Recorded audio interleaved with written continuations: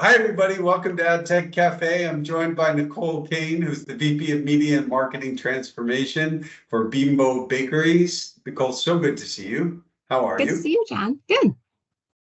Awesome. Thank you for joining me. Tell me a little bit about yourself. Tell us about you. Sure. So my background, I've been at Bimbo Bakeries now for about a year and a half.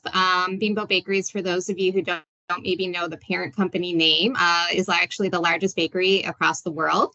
We are part of Grupo Bimbo, and in the U.S., we represent brands such as Entman's, Thomas, Brownberry, Arnold, or Orwheat, depending on where you are in the country, Ballpark, a lot of those love brands that you have probably in your houses today. And prior to coming to Bimbo, I've worked at companies such as Molson Coors, where I was really focused on consumer data, more of a technical role there. As a global media director at McDonald's, a very different type of role, and have spent a lot of time at some of the big media agencies such as OMD and Starcom as I was starting my career a little while ago. Wow, that's a lot. That's a lot. So I love Thomas English muffins. I just want to get it out there. So thank you for all that work. And if anything comes out of this, I would love a t-shirt. So someday I got to get a Thomas English muffins t-shirt. And it is Thomas English muffins, just so we're clear. It's not English muffins. And in my family, that's clear. It's clear to everybody. Okay, good. So let's talk about three things, right, that affect all of us. And then you can kind of spin us your story about how you think and been thinking through all of these through your past. So I want to talk about data. I want to talk about analytics, and I want to talk about tech. So the three things that all wrap together. So in the retail media world, right? So here you are, CPG, obviously dealing with all of the retailers and seeing this massive growth of this retail media network. And as a result of that, we're seeing fragmentation accordingly, right? And so is there a way that you can bring that fragmentation together for your needs? Tell us about how fragmentation and your needs are coming together and the data exhaust that helps you. Yeah, I mean, I think that there is a really great opportunity for these retail media networks to maybe think differently than the platforms that have come before them. So, obviously as a CPG brand, we cherish our relationships with our customers. They are critically important to us. The data that they can provide us on our consumers is critically important. It can open up a lot of paths to new strategies, ways for us to make sure we're improving our effectiveness and efficiency in everything that we do from both above the line and below the line. What I though am seeing in the marketplace is to what you were saying is there is fragmentation. We went through a huge wave in the industry where the social platforms were standing up and they built their walled gardens. And they said, we won't export our data, we won't connect the data. So as an advertiser, especially in the media space, it's really hard for us to understand how many times we actually are reaching a consumer. The basics of reach and frequency in this data digital world doesn't go away, right? It still is about how many times we need to hit a consumer for them to remember us, but also how many times is too many where we start to annoy them. And so, what I would hope that we can start to, collaboratively work on with all the retail media partners is how do we allow ourselves to better stitch the data together, regardless what retailer it is? How do we break down some of those silos, even through using identity solutions? So maybe it's not as transparent, on a one-to-one level.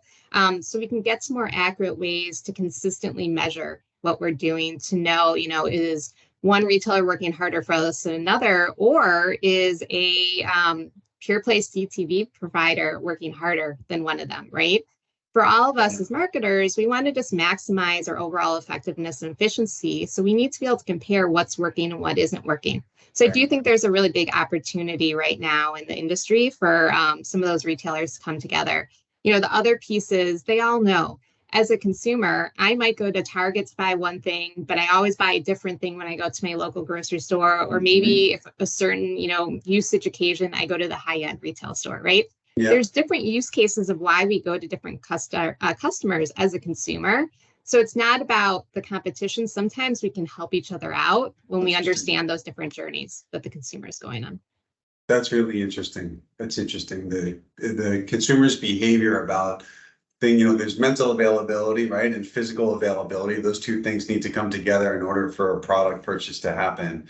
but you're bringing up a good point about the difference of why I think about a store to get thing. That's a great point. So ironically, we talked about fragmentation, but you also touched on consolidation, right? So the walled gardens consolidation with fragmentation. So it's this funny oxymoron. Somebody said to me once, the most effective frequency is 0 to 1.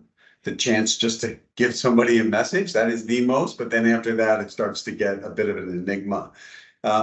So do you think through, is something like an effective frequency a normal dialogue that you're having as a measurement of success when you're thinking about, maybe this is for the analytics topic a little bit? Yeah, it definitely is. So one of the things that we're doing at Bimbo today, we call them learning labs, and it really is a setup of, agile methodology of what are the different hypotheses that we want to test to make sure we're understanding what's going on. How do we put a little bit of money out there so we can build confidence, so when we really go to invest, we know we're doing the right things. And some of that is on how do we build a brand that's very specific to that brand? Mm-hmm. But some of it also is about how do we build golden rules, the truths that we know are important. So things such as, what is a effective frequency to know that we're starting to get a positive ROI is a real test and a real conversation we're talking about. What is that reach level that we start to get to? Again, those fundamentals are kind of the basics for us to start breaking through, right? So at least if we can be seen at the right levels, then of course, there's a lot of research out there that says the content is going to be more persuasive than just the audience and some of those other things. So when you can align some of those best practices together, that's where you start to really see the impact in your marketing. So things like effective frequency are absolutely conversations that we're having, and conversations I've had at many other companies I've worked at as well. Totally. And so if I'm understanding where a brand is in its physical availability might have a different effective frequency than another brand that's really well known, right? So that's super cool. So then therefore you have all of these different data points that somebody's got to sift through. Does it all land at a media mix modeling company, a multi-touch attribution company? Where does it finally land? And is it inside your shop? Are you outsourcing, working a combination, a hybrid? Like, how does that all come together? Yeah, I'd say, each company is going to be unique in their setup of how they want to think about it, similar to programmatic media buying, right? There's a spectrum. Some people want to do it all with an agency. Some people want to do it all in-house. And then there's that space in the middle. So I would say we are more in that middle bucket. We have a marketing analytics group as part of my team who is really active in our learning labs and who's hands-on running a lot of our A/B tests and our analytics. They have access to certain software to help them do that. At the same time, we do have marketing mix partners that are third parties that sit outside of Bimbo. I know there are some companies who believe you should do that in-house. I actually believe it's good to have an outside partner for that. It helps to make sure you're not grading your own homework. I think they also can bring in faster because they have the investments in the emerging technology, the emerging analytics to get to new places.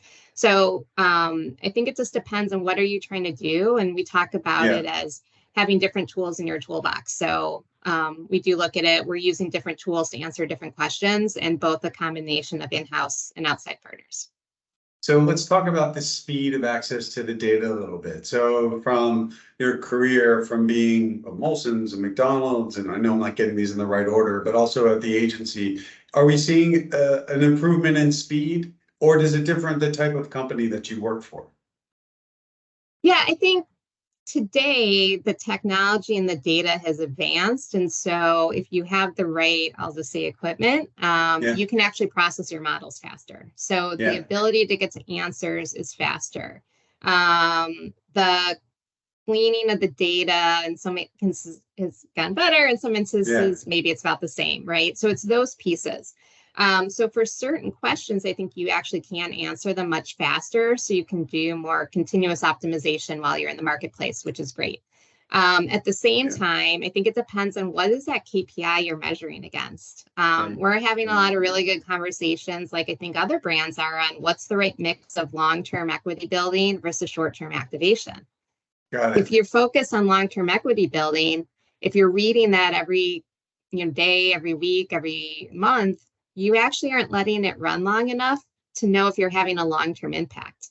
So I do think that's part of the equation is what is it that you are trying to achieve? What is that KPI? And then what is the solution to measure it and the time that you need it to run? We talk about our agile learning and our learning labs as, is it really agile? Because these tests have to run for a while to actually get a read on them, right? So I think that the data and the technology in the industry is allowing us to get quicker reads. You don't have to wait a whole year to get an analysis anymore. But I think at the same time, the misnomer of real or near-term data isn't maybe as true in the marketplace for making continuous optimization decisions. So do you think that we don't have to wait as long as a year when the MMM thing is correlated to the role of linear television not being as big of the media mix? I think that is part of it, because part of it also has to be how quickly can you make a decision on the data that you get. And so if you do, let's say, a while ago when it was 100% purely, you went into the upfront, you locked in, 80% of your budget in TV. Totally. You could have gotten data faster, but that didn't mean you can make a decision faster. Right, of course, because it was locked up. Yep. Mm-hmm. Right. And so I think today, based on how a lot of us are buying our media, the type of media we're buying, we can make changes to those buys at a faster rate, which is driving the need for the faster measurement also. Yep. Perfect. So one thing that I've been noticing more and more is often the sellers of the technology, whether they're selling data or analytics, whatever have you, the vendors out there, they rely on marketers to be system integrators to some degree. And to your point, you're selling Thomas English muffins. You're not always a system integrator, but it seems like that is a more and more of a requirement, full stop. And the relationship with your IT department is going to continue to grow to the point where it's absolutely fundamental. Whereas 15 years ago, it wasn't necessarily part of the paradigm. Is that right? Is that right? Correct me or yeah, what's up with that? Yeah, no, I think it's fundamental. I think today you can't do marketing without data and technology. And so in most organizations, in order to have the right platforms, in order to have your data sitting in the systems where you can easily access it, it means you have to have a really tight relationship with your IT team. And it also means that you need to be able to speak the same language with each other. And so, I've had some great success at companies where there are like an IT business partner who understands enough about marketing. And so they can take our business needs and translate them back to the more, I'll say, like behind the scenes engineers. Because the space itself is becoming much more technical than it ever was. The nuance in what a universal ID is and the legal, aspects of that and the technical of how you connect the pipes. Those are really technical conversations and they have real business need applications. So you can't accomplish that if you don't have IT as your partner. Because you're just never going to build out the systems that you need. You can 100% outsource it, but there's other risks and things that maybe you don't want 100% outsource it. But I think part of that is you have to speak the same language, and it's really, really critical, because if not, you're just talking past each other. And the education curve of speaking that language is the first step, right? So you actually got to have a boot camp of like, this is what I mean by impressions versus clicks versus view throughs, and this is why this tech impacts that depending on who we're working with, right? Yeah. And in-housing or outsourcing. I mean, and that's crazy. Where I think, and that's where I think for, people who work, especially in this space, not all data is created equally, right? And so how we think about that data and even the rules and regulations and how we treat that data, consumer data with PII has a lot of extra precautions on it than maybe product sales data. So getting them up to speed on that space is really important.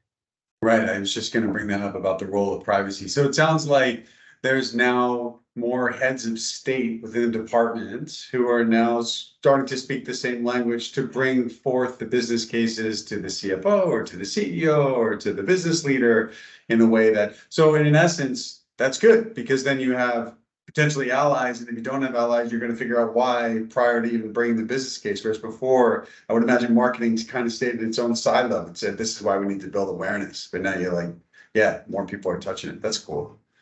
That's cool. Where do you think we are in the game right now? We have, I mean, what's your prediction for the next 4 or 5 years?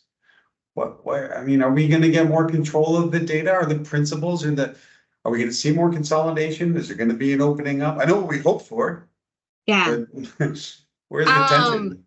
I mean, there are a lot of things I would hope for. Yeah, I'd like to, have this be much easier, much less cumbersome, less complex. From my yeah. perspective, a lot of it comes down to future regulation. Hmm, Um, I got it. think in the US today, we still have so many different laws because we aren't Yeah, at a place where we have a federal law, and that that's just makes right. it really complicated. So depending on if that comes or doesn't come, I think that will have huge implications on the data space in the marketplace. Because the cost to enable first party data collection is also becoming really challenging in terms of just the storage, the people you need because of all the technical skills. It's interesting. I see a lot of brands who are having conversations now more about how do you cooperatively share data. Oh, Do we interesting. need to go all the way to first party? Are there more solutions on second and third party? That could be new opportunities to open up. So if I had to place some bets, I think there's going to be more people who start to look at those spaces as more Interesting. of from a cost benefit analysis of what you're getting. When you said brand sharing data, did you mean within your family of brands or in the entire ecosystem for brand Yeah, owners? I think the entire ecosystem. Oh, wow.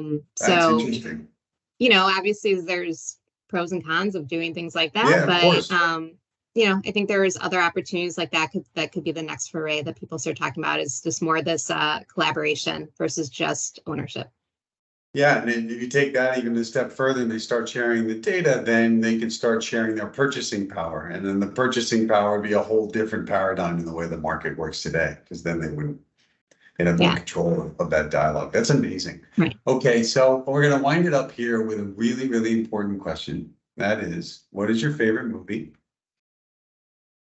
So I think based on at least recently what I've seen, maybe over the summer, I'm going to go with Barbie. I know that it's probably the Oh one yeah, that right everyone on. talks about, but I think obviously the team that did the marketing behind it was great. But I think just a lot of the messages in the movie, it was fun. I think, it was just a good one overall.